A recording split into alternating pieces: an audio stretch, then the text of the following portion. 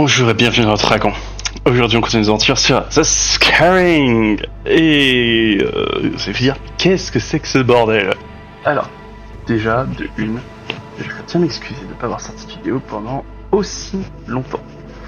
Mais j'avais communiqué un petit message dessus, j'étais très malade. Vous savez, en général, à la fin de l'année, on souhaite bonne année et bonne santé. Bon bah, moi ça n'a pas fonctionné. Hein. La santé, c'était pas du tout le cas. J'ai eu une toux atroce, j'ai eu une conjonctivite, ouais, non, c'était vraiment dégueulasse. J'ai été crevé physiquement, mentalement. Ça a duré pour super longtemps non, ça allait pas. Mais voilà. Je vais un peu mieux. Ma voix aussi, enfin un peu mieux. Parce que derrière ma voix était horrible, j'arrivais pas à parler, c'était infect. Mais bon, comme je vous avais promis, j'avais fait un petit message aussi où j'avais dit que la première vidéo de l'année serait une vidéo découverte. Et en effet, je tiens à vous présenter The Scaring, qui est littéralement des gens qui ont voulu faire un remake de ce qu'était Warcraft 2. Mais avec plein de petites subtilités que je vais vous présenter au fur et à mesure. J'ai une petite partie en replay que je vous présenterai, comme ça vous allez pouvoir découvrir ça. Et je vais vous parler du jeu et des différentes fonctionnalités. Déjà, c'est un jeu, il faut savoir, qui est développé par Orc Group Game Studio, qui est un studio indé. Des gens qui sont passionnés par les RTS, par les vieux RTS, Warcraft, etc. et qui ont voulu faire leur propre RTS. Comme vous pouvez le voir, il n'y a pas encore de campagne. Le jeu vient toujours en early access. Avant, il y avait une démo que les développeurs sur lesquels les développeurs travaillent activement. Maintenant, ils viennent de le sortir en early access. Vous avez actuellement un mode un joueur. Vous pouvez faire donc un mode classique où vous sélectionnez votre carte. Donc, tac, que je vous montre ça. Changer de carte, voilà. Avec différentes cartes. Je déteste ces menus qui bougent en même temps que tu bouges. Avec différentes fonctionnalités. Donc, par exemple, celui-ci est un mode qui est une carte designée où vous survivez contre des ennemis. Pareil là, c'est un scénario. Vous avez différents scénarios, etc. Différentes mécaniques, c'est à vous de profiter de ça. Je vais vous parler après de ce que c'est cette histoire de mode héros ou pas. Et vous avez aussi des game modes. Il y a plein de choses dont il faut que je vous parle. Alors, déjà les fonctionnalités. Vous pouvez avoir des systèmes d'alliance, sachant que ça fonctionne aussi contre des IA. Ou contre des joueurs, sachant que l'IA actuellement n'a que 2 niveaux de difficulté, si je dis pas de bêtises. Je crois qu'il y a l'IA difficile et l'IA facile, voilà. 2 races, donc humain et orc, d'où le fait que je vous dis ça fait très Warcraft 2 parce que contrairement à Warcraft 2 c'est vraiment orc contre humain, là il y a aussi des ogres et des gobelins dans les orcs, donc plutôt des gobelins plutôt que les trolls. Il n'y a pas les trolls en fait, j'ai l'impression parce qu'il y a aussi les gobelins sur Warcraft 2. Et vous choisissez vos équipes, truc classique de test. Vous allez voir cette histoire de héros. Parce qu'en fait, vous avez un autre mode pour ceux qui sont un peu plus inquiets. Alors ils se disent ah ouais les RTS c'est pas pour moi, c'est difficile à gérer. Vous avez accès à ce qu'on appelle le mode héros où en fait une IA va jouer pour vous. Et vous allez contre un héros, vous allez farmer une XP, aider votre IA à prendre le contrôle de la bataille. La partie que j'ai enregistrée, c'était pas une partie de mode héros, mais si ça vous plaît, je pourrais refaire une vidéo où je remonte le mode héros. Hop, on va repasser au mode classique. À côté de ça, vous avez différents game modes que vous pouvez choisir. Je vous expliquerai ensuite ce que c'est. Une seconde. Vous pouvez aussi avoir un assistant d'IA qui en fait vous permet, quand vous jouez, de contrôler en partie certaines fonctionnalités.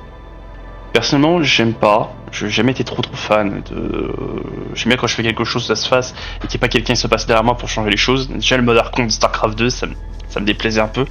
Mais c'est une fonctionnalité. Autre système. Parce qu'il y a vraiment beaucoup de fonctionnalités dans le jeu, je vais essayer de vous les présenter avant de démarrer pour que ce soit un peu moins lourd quand vous verrez le jeu.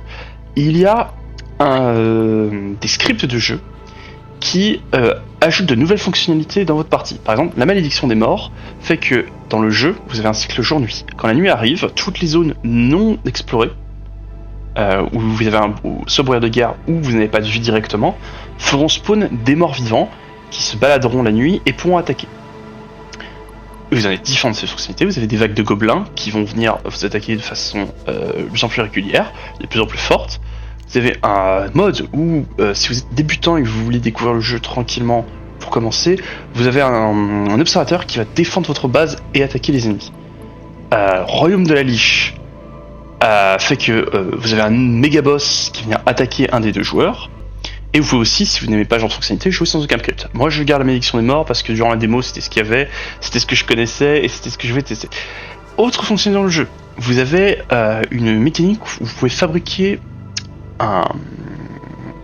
une cache de potions que vos unités peuvent ramasser, les unités de mêlée spécifiquement, peuvent ramasser et consommer automatiquement en plein combat. C'est une fonctionnalité qui ne vous plaît pas parce qu'elle est assez controversée. Le jeu les développeurs aiment bien tester plein de mécaniques. Des fois sont controversés, des fois pas du tout, ils itèrent différentes versions. Et actuellement les potions de soins sont encore présentes dans le jeu, avec une nouvelle fonctionnalité par rapport à moi. Quand j'avais joué au jeu à l'époque, il fallait emmener son armée à son centre-ville, et là on pouvait acheter les potions. Aujourd'hui c'est une cache que vous fabriquez, et ensuite manuellement vous récupérez des potions avec votre... Bon. Si cette fonctionnalité vous déplaît, vous pouvez l'activer, la désactiver. Autre chose, le jeu est les développeurs veulent que les joueurs puissent participer au développement du jeu de façon active, et donc vous avez énormément déjà de modes disponibles, communauté chinoise, enfin je dis chinoise, je sais même pas si c'est chinois ou pas, bref, de différentes communautés, etc., avec différentes mécaniques, notamment par exemple celui-ci, le classique Reforge V01 967, est assez populaire parce que il retouche beaucoup de mécaniques et rééquilibre le jeu de façon très différente, et je sais qu'il est assez populaire actuellement sur Steam. Et vous avez aussi les petits défis, voilà, si vous voulez faire des petits au fait, etc., si vous avez accompli. Allez, assez parlé de ça, je vous montre, on va sauter directement dans la partie, et j'ai encore des choses à vous expliquer et vous parler. Là. Voilà, donc, vous voyez, la mine d'or déjà est assez différente. Ce sont des veines d'or que vous pouvez percevoir, et chacune de vos unités peut aller miner ces mines d'or. Alors là, pour ceux qui s'inquiètent, etc., en se disant mais comment est-ce que je fais pour savoir quelle quantité de mineurs je dois établir, le jeu vous le dit, vous avez votre petit marqueur à la StarCraft, c'est assez agréable. En début de partie, une des fonctionnalités du jeu, c'est que vous voyez là je suis à 168 sur 200 de nourriture. On n'a pas une limite de cap de nourriture comme dans un RTS plus classique. À la place, vous pouvez avoir autant de troupes que vous voulez, mais il va falloir produire de la nourriture. Donc vous voyez là je suis à 0, je gagne 0 de nourriture, je fais moins 100. Mon maximum de nourriture est en train de baisser. Pour ça il me faut construire des fermes. C'est pour ça que j'ai envoyé un paysan directement construire une ferme. Chaque ferme peut accueillir 3 paysans avec un rendement négatif. Votre premier paysan va faire une certaine valeur, le deuxième un peu moins et le troisième encore moins. Mais l'avantage c'est que du coup vous n'avez pas besoin de construire 15 000 fermes qui vous coûtent de l'or, du bois, etc. Mais ça peut être pratique pour comment vous voyez. Le premier paysan me fait plus 60 et je crois qu'à un moment je vais en envoyer tac tac d'autres. Voilà, j'ai envoyé le deuxième, vous voyez je passe à plus 90. Donc il a fait que la moitié, et le dernier on n'a pas bien vu parce que je viens de rajouter une ferme. Mais voilà, c'est une chose à prendre en compte. Autre chose, les casernes et plein d'autres bâtiments sont des forteresses actives. Vous pouvez mettre des troupes à distance en haut de vos forteresses, mais je vous montrerai ça plus tard. Donc, le jeu n'a pas encore en place de système de... comme on pourrait par exemple avoir dans un Warcraft ou un Starcraft, des factions isométriques. En fait, vous avez quasiment la même faction que c'est orc humain, c'est une identité. J'espère que plus tard, il fera un système où les unités sont assez isométriques, mais pour l'instant, c'est pas encore le cas. Parce que je trouve que c'est plus intéressant d'avoir des factions isométriques avec votre propre identité et tout.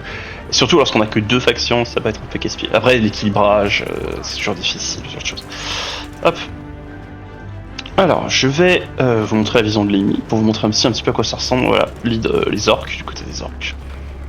Voilà. Donc là, c'est une IA en mode difficile.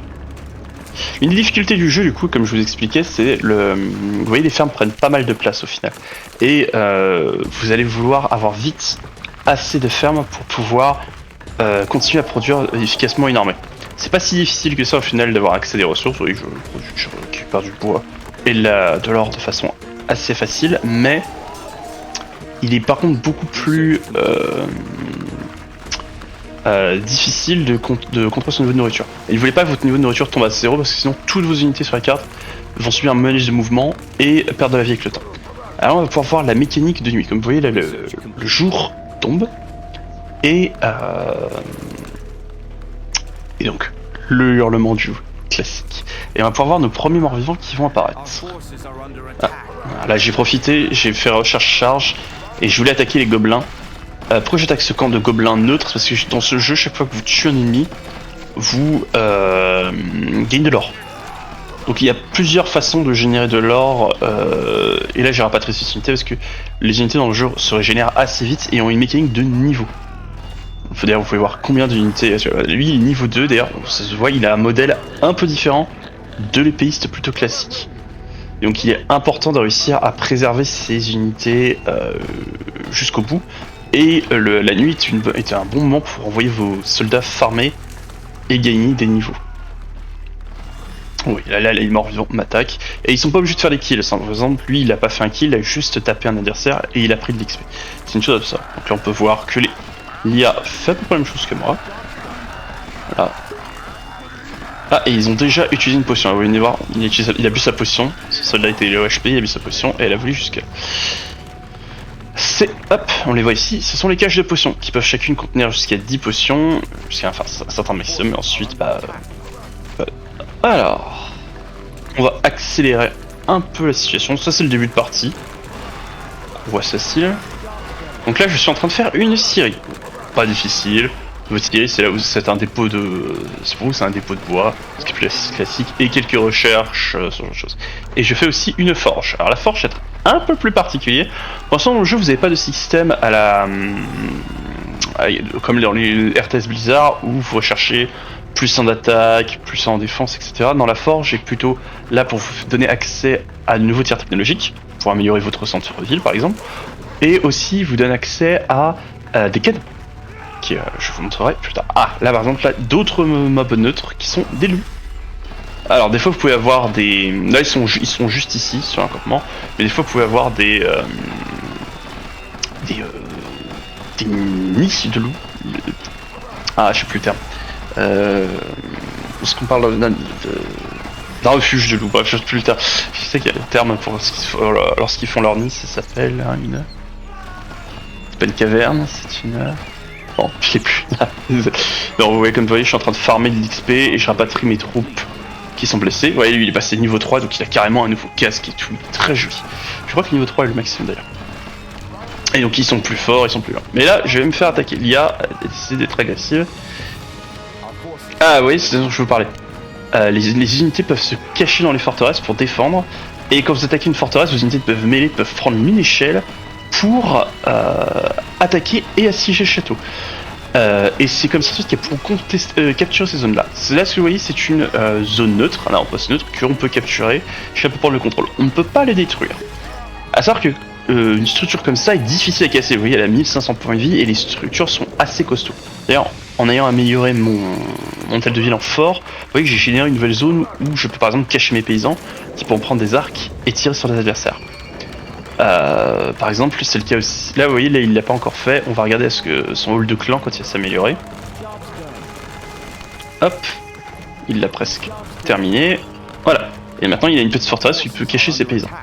C'est assez sympa. Mais je vais me faire attaquer. Alors, j'ai essayé de faire des remparts, mais j'aurais pas le temps. Pour l'instant, on n'a pas accès à des gros remparts, on a accès à des barricades. M'a joué. Je l'ai pas rapatrié. Et en même temps, je crois que j'ai été concentré sur les loups que j'essaie d'attaquer. Donc là, je vais rapatrier mes troupes, je suis mal placé. Situation classique. Les unités sont assez costauds, elles meurent pas trop vite. Là, j'ai les archers et je les mets dans une tour que j'ai faite. Ouais, ils peuvent se mettre en hauteur et ils sont safe des ennemis. S'ils veulent l'attaquer, il faut qu'ils montent, ils prennent les échelles. Ça augmente leur portée, ça augmente leur vision, c'est plutôt assez pratique. Et je peux de nouveau faire une ligne de front et attaquer les adversaires. Le passing des unités est un peu difficile, ils ont tendance à se bloquer les unes les autres. Heureusement qu'il y a le meeting de charge, notamment pour les unités de mêlée, sinon elles ont du mal à s'attendre. Ce qui est assez agréable, c'est qu'elles peuvent se pousser. Les unités les plus larges, par exemple comme vos chevaux ou vos ogres, peuvent pousser votre unité. Mais vous allez les voir, je vais bientôt là. Donc là, j'essaie de contre-attaquer. Je vois que l'IA a perdu quelques unités. Qui est censé. Je suis pas sûr que j'essaie de profiter pour l'attaquer. Mais là, je crois que voilà, j'ai perdu un fantassin, il a perdu un grunt. Mais là il a perdu plus d'unités, donc c'est pas plus mal, c'est avantage. Le jeu avec cette mécanique où en fait quand vous tuez une unité et que vous gagnez de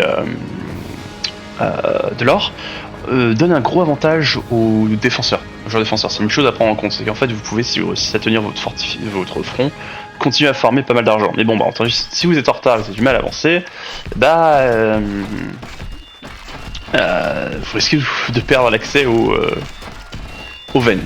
Donc là, l'IA a décidé de... Comme vous voyez, l'IA du jeu est assez agressive. Hein. Là-dessus, il n'y a pas de difficulté. Et ils sont déjà en train d'essayer de me piquer ma mine d'or. Donc comme j'ai trop d'or et que j'arrive pas à dépenser, je vais commencer à faire des écuries pour avoir accès à des chevaliers et surtout faire une deuxième caserne. Et là, dans ma forge, je prépare mon premier canon. Alors, autre chose, votre unité de mêlée, que ce soit donc humain ou orc, a accès à une aussi au bouclier. Vous pouvez avoir levé des boucliers pour prendre moins de dégâts d'unité à distance.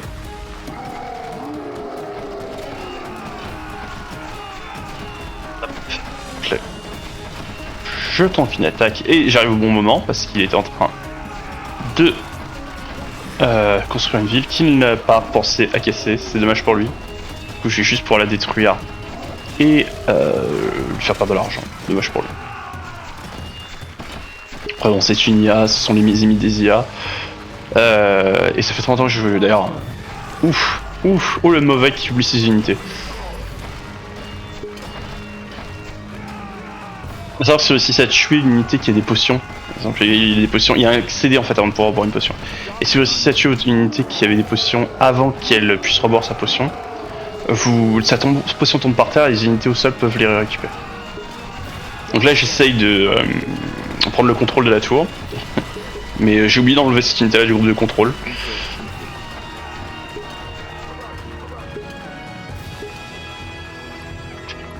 Et le canon. Alors le canon, il y a pas mal de changements depuis la démo. Avant, à l'époque, il y avait du friendly fire que vous alliez les setup. Il faut les setup, ils ne tirent pas automatiquement. Et ils ont aussi une attaque qui s'appelle le bombardement. Oui, je peux tirer comme un obusier. Par contre, cette attaque-là a toujours du friendly fire. Mais ça, à ce moment-là, je ne savais pas encore que le canon n'avait pas de friendly fire, donc je ne voulais absolument pas le setup. Je vais découvrir ça juste après. Parce que dans la démo, les canons n'étaient pas si utiles que ça, parce que 9 fois sur 2, vous y tuez vos unités de mêlée plutôt que les unités adverses. Mais là, ce que je veux, en fait, c'est le setup dans la tour. Ok, j'enlève mes unités et je vais le mettre ici. Qui du coup me permet de bien contrôler ce boulet d'étranglement pendant que je ouvre ça. Et là c'est le moment où je considère qu'il y a une pause et une trêve parce que la nuit tombe et nous allons de nouveau avoir une attaque de mort-vivant. C'est pour ça que j'aime bien le fait de rajouter des morts-vivants. D'ailleurs j'ai laissé quelques archers ici pour protéger contre de potentielles attaques. C'est parce qu'en fait ça donne un rythme à votre partie. Je sais que la nuit tombe, ok, il faut que j'arrête d'être agressif, il faut que je prenne 2 secondes, je vérifie, je contrôle les positions. Par exemple là, oui, mon hôtel de ville est dangereusement exposé. S'il y a des morts-vivants qui sont ici, on va peut-être pouvoir faire des patrouilles et m'attaquer. Donc là, j'envoie un archer et je construis une tour.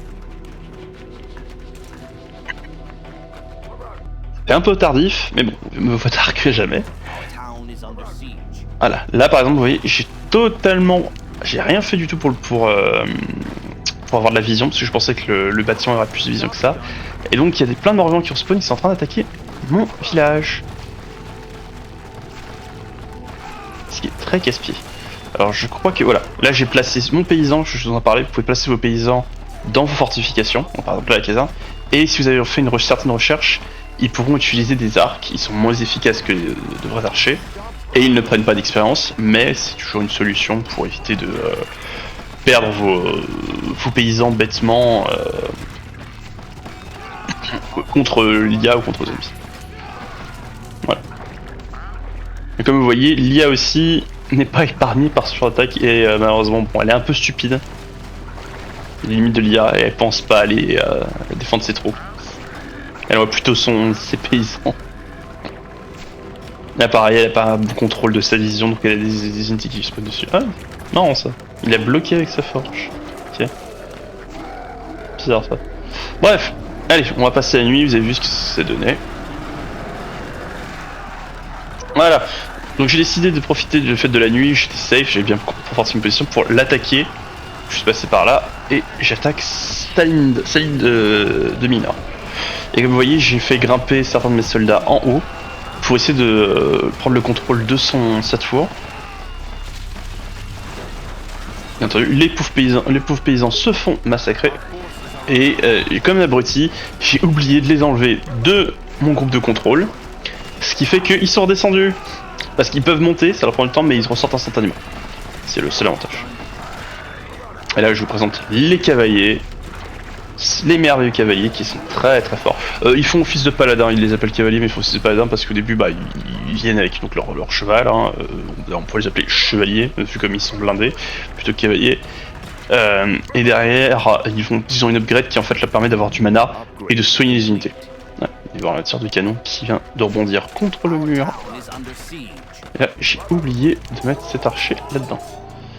Voilà, le jour se lève, les morts vivants vont mourir, et la guerre va pouvoir reprendre. Toc, ouais, j'en profite pour faire mes différentes améliorations. Je veux fortifier cette position, d'ailleurs je vois que l'IA a décidé, a eu les mêmes idées que moi. Je sais pas ce qu'il a essayé de construire là. Ah, je crois savoir ce qu'il a essayé de construire. Non, c'est pas ça. Non. C'est qu'est-ce qu'il a essayé de construire à ce moment-là? Je connais pas ce bâtiment. Je sais pas joueur depuis très longtemps. Demon Spire. Je ne sais pas c'est quoi ça sert. Ah oui, c'est pour les unités volantes. Oui, c'est vrai qu'ils ont rajouté des unités volantes là, donc je pense que ça doit être pour les unités volantes. Alors, à savoir que les canons, c'est assez surprenant quand on a l'habitude, quand on vient des jeux Warcraft ou surtout dans Warcraft avec les différents systèmes de type de dommages, les canons ne sont pas designés pour faire des dégâts aux structures. Dans les jeux Warcraft, les armes de siège, vous les prenez pour faire des dégâts aux structures et aux magiciens. Là, ce n'est pas le cas. Ouais, là, vous voyez, j'avais pas encore vu que mon canon ne faisait pas de friendly fire. Et donc j'ai essayé désespérément de les micro en utilisant leurs compétences et en bombardant la position. Par contre, l'avantage c'est que leur tir d'artillerie, lui, fait des dégâts aux structures et aux unités en hauteur. Ce qui est un énorme avantage. Donc là j'ai essayé de split mes troupes, mais ça s'est pas très bien passé. Là, je fais avancer mes canons et voilà, j'ai essayé d'utiliser le bombardement, mais comme vous voyez, j'ai aussi bien endommagé mes troupes que les troupes ennemies. Bon, c'est pas très bien joué de ma part. Je vais en profiter pour faire une petite pause et vous montrer. J'en ai profité pour construire ici l'église qui va me donner accès à l'apprenti qui est juste là. Voilà. On croirait que je l'ai fait exprès, mais c'est juste que j'ai oublié de rallier mon unité à mon armée. D'ailleurs, voici le château maxé. Enfin le T3, donc le château, qui me va donc avoir accès à l'apprenti, qui est un caster.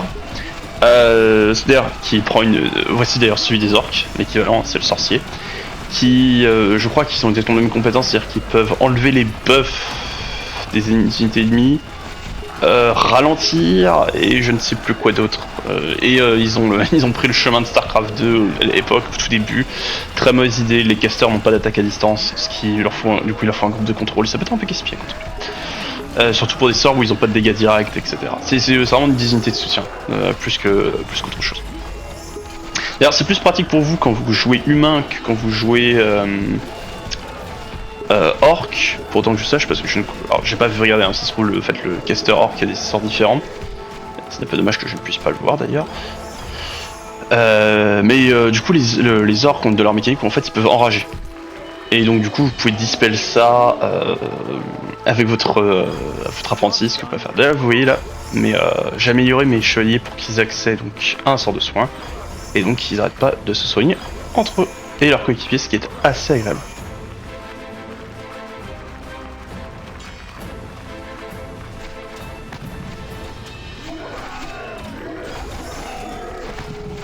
Ce pauvre archer que je n'ai absolument pas micro. Je crois que je devais être en train de faire autre chose, j'ai pas regardé ce qui se passait.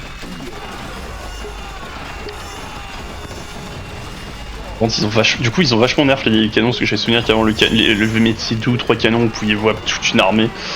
Ce qui est pas plus mal, hein, je préfère que le canon en fait fasse pas de friendly fire, mais apporte un soutien tactique plus que le fait de détruire tout ce qui est sur le champ de bataille. Ça peut être très frustrant. C'est plus logique, hein, mais ça peut être très frustrant d'avoir des métis Mickey que vous avez un canon qui. Ah, il ressuscite des morts vivants. Alors du coup, ils ont peut-être des compétences différentes les sorciers par rapport aux apprentis, ce qui serait cool.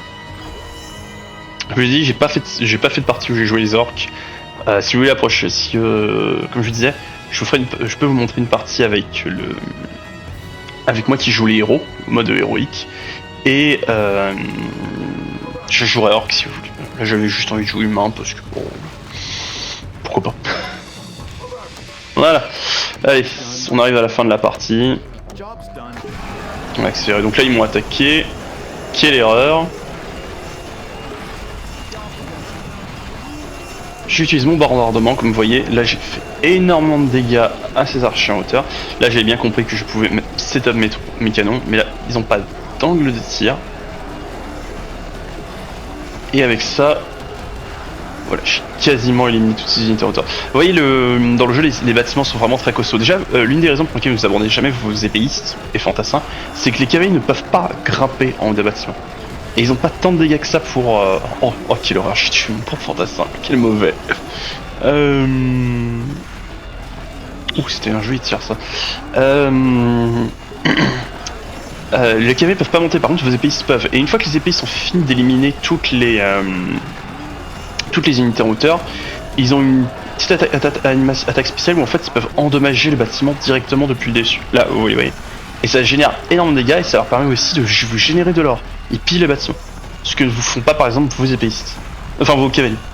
Donc je trouve que c'est une bonne tactique. Plutôt que d'avoir cette situation où vous abandonnez totalement vos premières unités au profit d'unités de mêlée plus costauds. Plus énervé, il a tué 14 ennemis. Oh le monstre. Vous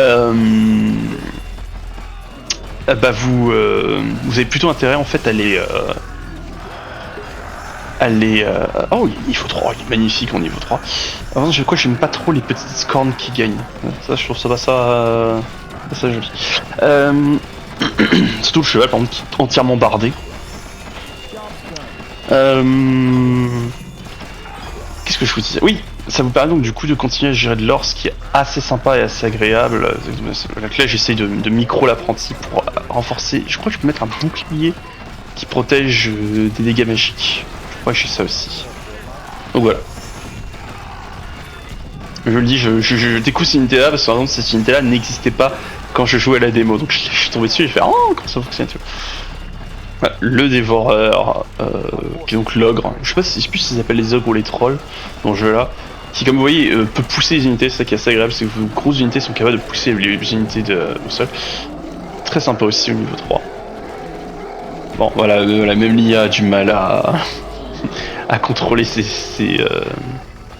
ah, en fait, c'est eux, sont les sorciers qui enragent leur coéquipier. D'accord, donc les sorciers, par contre, sont un peu asymétriques. Ok, d'accord. Ça, c'est sympa. Je me fais attaquer. Ah oui, je peux s'attaquer. Oh, regardez absolument pas ce qui se passait ici. Oh, le mauvais. Oh, le mauvais. J'ai perdu les trophées. Ah oui, j'étais en train de péripliquer. Oui, j'avais switch mon émineur là-bas. Du coup, j'ai oublié de faire une tour acheter de la vision. Bon, regardez pas ça, j'ai très mal joué. Je vous ai dit, j'ai refait une partie depuis très longtemps. Moi, j'ai essayé d'envoyer mes cavaliers détruire le canon.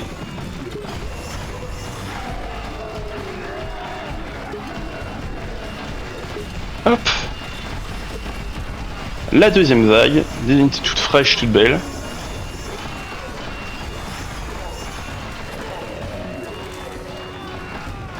Et c'est la fin de la partie, puisque l'IA là va se rendre, elle n'a plus rien, elle n'a plus d'or, c'est terminé. Si, hen. Voilà. Et quelle horreur. Pourtant j'avais fait plein de... J'avais rajouté plein de casernes, etc. Mais bon... J'ai du mal à produire, ce qui est pas plus mal, hein, parce que j'ai déjà trop de... Vous pouvez voir, c'est ce dont je vous parlais, que là j'ai plus du tout de ferme. Je suis en train de péricliter, je pense que j'étais pas en train de regarder ce qui se passait. J'allais finir avec le petit symbole, vos troupes meurent de faim. J'ai eu l'air d'un idiot, j'aurais été quoi? Si j'avais mieux joué, ce qu'il aurait fallu que je fasse, c'est que je rajoute ici ou là des toits. Ou là, surtout parce qu'en fait, j'ai coupé tout le bois qui était ici, donc ça devait spawn dans la nuit. Et rajouter d'autres fermes aussi, etc. Prochaine révision. Et ça, c'était une mauvaise idée de construire l'écurie ici, mais je ne savais pas, je connaissais pas la carte. Je ne savais pas qu'en fait, je ne pouvais pas rajouter de ferme ou de tours ensuite, ça bloquait le truc. Enfin voilà, c'était The Scaring. La partie bientôt terminée. C'était The Scaring. J'aime beaucoup le jeu. Je trouve que pour un jeu qui a été fait par des petits développeurs, je sais plus si au début c'était un des développeurs, je crois que maintenant c'est une petite équipe. Je trouve que le jeu est pas mal, qu'il y a plein de petits concepts que j'aime bien, le fait que par exemple vos troupes ont accès à différents niveaux de forteresse, qui se placer dessus. Je sais penser à des mécaniques de barricades, je sais pas si plus tard ils feront en sorte qu'on peut en faire carrément des murs, je ne sais pas. À voir ce qu'ils veulent développer, rajouter. Je pense par contre qu'il faut qu'ils partent sur des factions plus asymétriques. Le fait d'avoir des factions qui sont asymétriques, ça aide vraiment à renforcer l'identité et la façon de s'attacher à une faction. Si vous êtes par exemple un joueur de GR sur StarCraft 2, ou des Terran, vous les aimez pas pour les mêmes raisons, et c'est pas que esthétique, c'est la façon dont vous voulez jouer. C'est un feeling très différent. Lorsque vous répondez du mucus, c'est une satisfaction qui est très différente que celle d'avoir un Protoss qui par exemple fait des pylônes, ou vous jouez votre Terran et fortifiez, bloquez certains endroits, pour créer des coups, tout simplement. Donc j'aime bien le jeu. Je trouve qu'il a beaucoup de potentiel. J'ai hâte de voir ce qu'ils vont en faire. Si jamais il y a une campagne qui se fait, je pense que je la couvrirai. Mais bah voilà, c'était The Scaring, je voulais vous le présenter. J'espère que ça a plu. En tout cas, je vais parler de ce que je vais faire ensuite pour la chaîne. Alors, prochaine vidéo, ce sera Stalker 2 et je vais continuer à faire aussi Heroes of Might and Magic 5. Je pense que quand je vais avoir terminé la campagne principale d'Heroes of Might and Magic 5, je vais faire une pause sur le jeu. Et je vais faire à côté un autre jeu. Je vous ferai un post, je sais déjà quels sont ces deux jeux-là, je vous laisserai décider lequel. Soit je couvrirai l'ombre de la guerre, ou Prey, studio Bethesda. Je vous ferai un petit post, je verrai quel jeu vous souhaitez que je couvre, et une fois que je l'aurai terminé, je ferai je retournerai sur Heroes of Might and Magic 5. Je pense que je vais conserver ce concept de jeu nostalgie, qui sont en fait des jeux que j'ai fait quand j'étais plus jeune, ou qui m'ont toujours fait envie quand j'étais plus jeune, et que j'aimerais couvrir, et je dirais toujours une série parallèle, qui sera donc une série plus dédiée à des jeux plus actuels, peut-être que j'en ferai une ou deux en même temps, faut voir, sachant que le rythme de une vidéo tous les 3 jours me donne plus de temps. À savoir aussi que je voulais savoir si vous seriez intéressé pour le fait de caser durant tous ces 3 jours, si je case un stream. Parce que par exemple, récemment, là vient de sortir le merveilleux, le magnifique, que je retrouve le nom, parce que je suis un idiot qui ne me souvient jamais des noms. Star Rapture, que j'avais déjà couvert auparavant et que j'apprécie beaucoup. Et c'est un jeu qui est très sympa à faire, mais faire des vidéos sur Star Rapture, ça peut être pas très intéressant. On voit beaucoup tourner, fabriquer des bases et tout ça. Par contre, ça peut être un jeu qui peut être assez sympa à couvrir en stream, et ensuite je peux remettre les vidéos disponibles du stream sur la chaîne. Si ça vous tente et ça vous plairait, je veux bien reprendre des streams sur Twitch pour que vous puissiez suivre. J'en avais fait pendant un temps, par exemple sur Orc Must Die, mais je me suis arrêté parce que j'ai globalement fait le tour de ce qu'il y a à faire sur Orc Must Die. Voilà, c'était pour vous parler de ce que je viens de faire. Donc, prochaine vidéo, Stalker, ensuite The Might Magic 5, je reprends donc le rythme avec ces deux séries en même temps. Bientôt va sortir, je crois, normalement, s'ils se tiennent aux dates et qu'ils sont fidèles avec les dates, le DLC de Dynasty Warrior. Ils avaient dit qu'ils le sortiraient en janvier. Pour l'instant, on n'a pas une nouvelle, on verra si c'est toujours le cas. Il y a aussi...